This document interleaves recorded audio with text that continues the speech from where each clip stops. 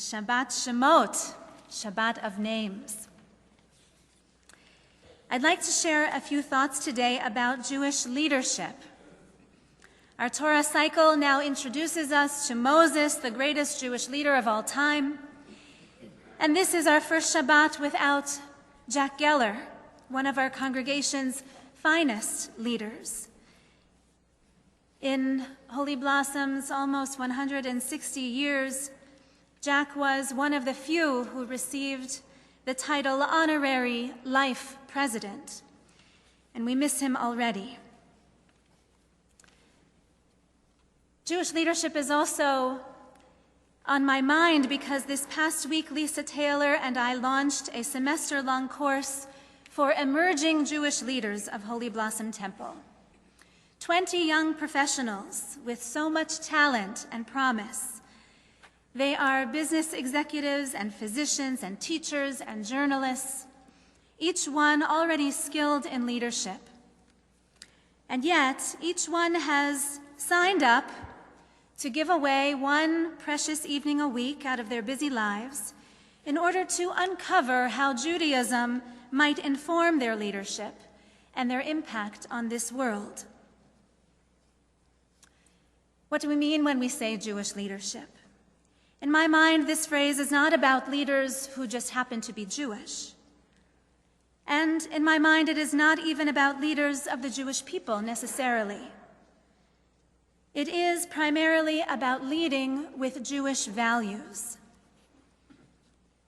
On Wednesday night, when we went around the room for the inaugural gathering of these emerging leaders of Holy Blossom, we began with introductions and asked everyone to name a leader they admire and to briefly explain why.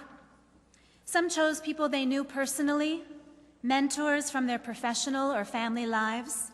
Some named people they've never met but have read about, Mandela, Malala, the Pope. But each and every one of them rooted their choice in core values. They didn't pick the fastest or the richest or the smartest. They picked the bravest and the most good. This was no surprise coming from a group of people who have chosen to study with a rabbi once a week in the setting of the synagogue to discover what Jewish texts might speak to them. But I share it with you because it was nothing short of inspiring to see and to hear them speak with reverence for the leaders they hold up as models for a life well lived, for lives of meaning and purpose. From our parsha, we learn that values-based leadership often begins with curiosity. Apparently, it isn't so unusual for a thorn bush to catch fire in the desert. But Moses stopped to watch, to observe, to consider, all because he was curious. He said, "I must turn to look at this marvelous sight. Why doesn't the bush burn up? A Jewish leader is naturally curious. Why? What if? I wonder. These are prominent in his vocabulary. Moses was a shepherd by profession, but he wondered about the physics of that burning bush. He wondered about greater freedom for a people he barely knew but sensed he was somehow a part of. He wondered about a place called Israel, which he had only seen in his daydreams. With God's call, Moses' curiosity about his own life's potential overwhelmed him until his feet carried him in the direction of Pharaoh's palace. A Jewish leader is driven by the need to find out. God sees this in Moses at the burning bush. When they ask, "Who sent me? What should I say?" And the answer only piques his curiosity. God answers, when they ask, "Who sent you?"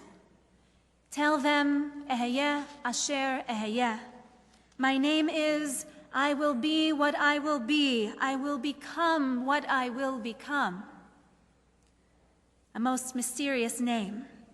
as if God were urging Moses, "Come, take your curiosity and find out. Walk with me," God says, "and discover my ways."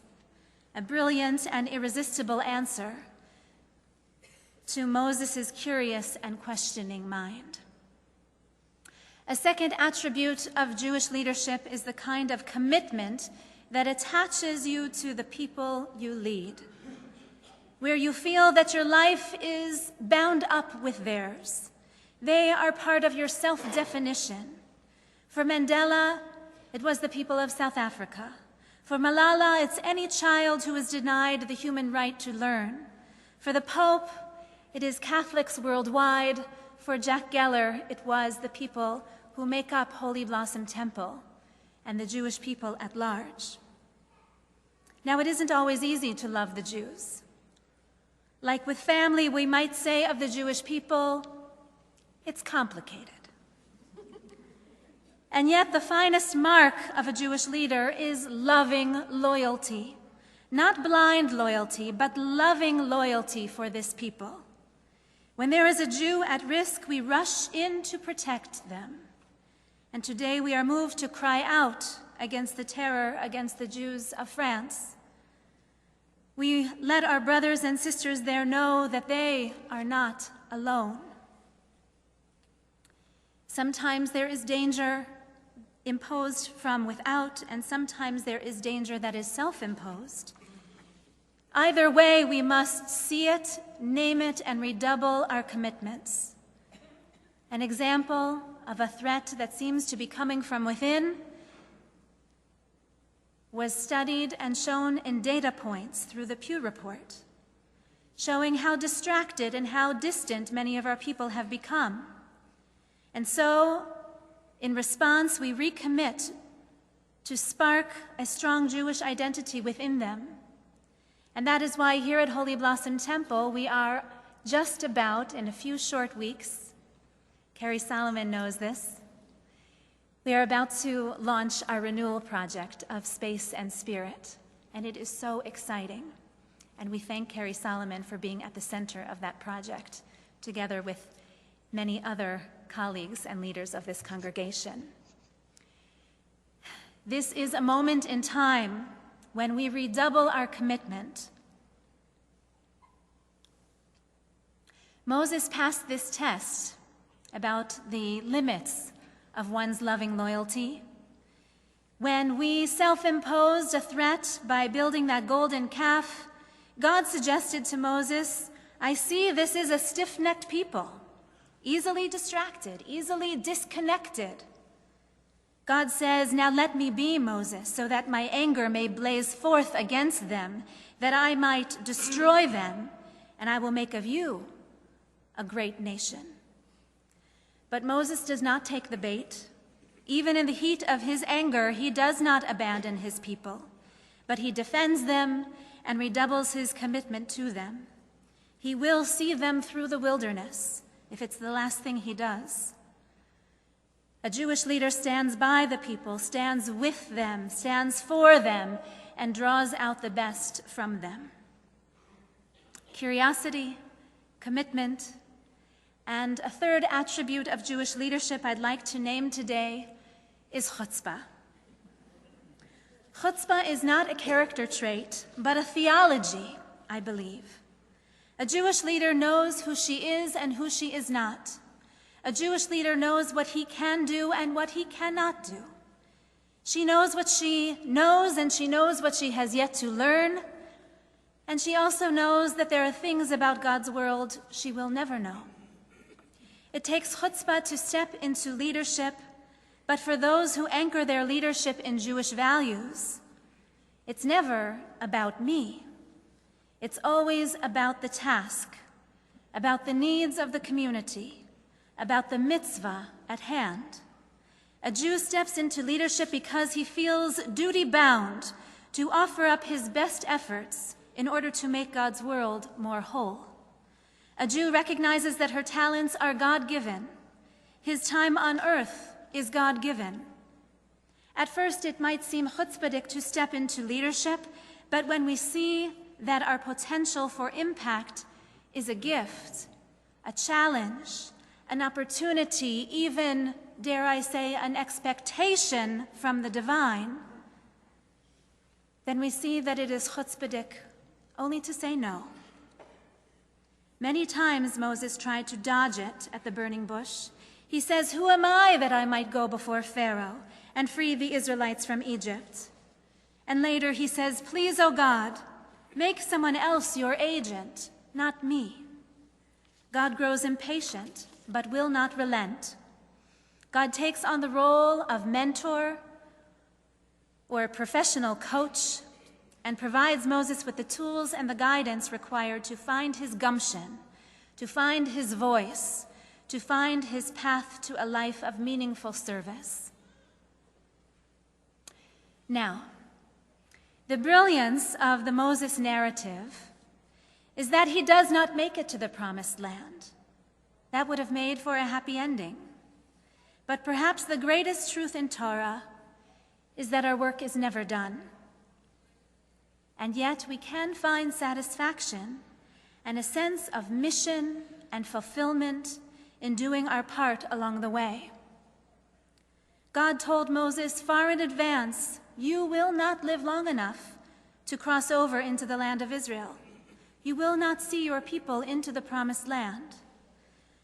But Moses continues to walk the path to lead his people nonetheless. His curiosity, his commitment, and a good measure of chutzpah enabled him to see that victory lies at each and every step along the way. Now, the Jewish people has been blessed by many great leaders who, with God's help, has seen us through 4,000 years, give or take.